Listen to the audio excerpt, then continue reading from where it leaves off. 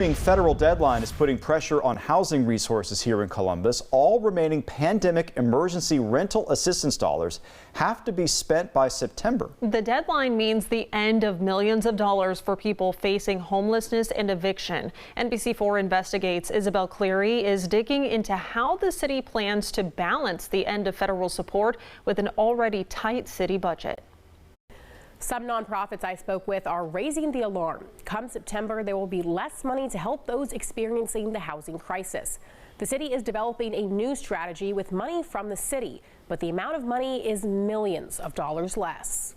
We're seeing it firsthand. We're seeing that services are being cut, services are being scaled back. Emily Myers is the founder of Here to Serve, a nonprofit that supports and advocates for people experiencing homelessness. We're seeing more people in cars than we've ever seen, more elderly folks that are living in tents. Other nonprofit partners share her worry. So I'm increasingly concerned that people that are receiving financial assistance right now won't have the same level, which is to be expected as the system of care resets after the funding ends. Over the past 4 years, Columbus has received more than $96 million in federal funding for rental, utility, and stability assistance, helping more than 32,000 households. Now we're heading towards this cliff where costs keep rising, the funds for support are being pulled away, and I think we're just going to have this unbelievable number of people experiencing homelessness. Part of that federal funding paid 28 people who worked as housing coordinators to help the unsheltered find homes.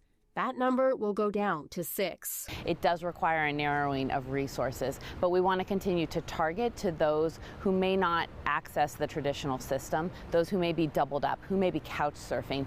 The city is starting a new initiative for local housing support.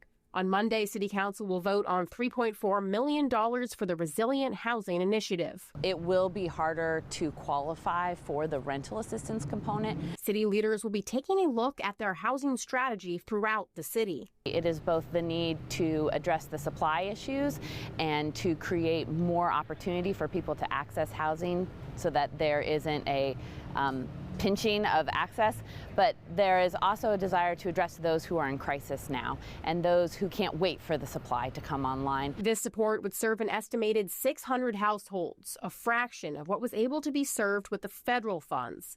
That reduction is what has community partners worried.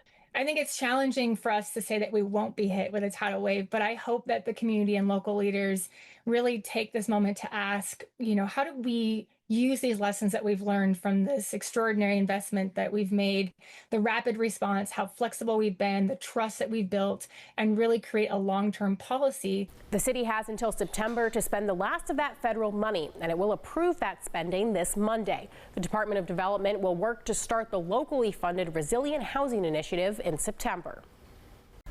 Thanks for watching. For more NBC4, download the NBC4 streaming app. You'll get free 24/7 local programming streamed straight to your living room. Just search NBC4 Columbus on your Apple TV, Amazon Fire, or Roku.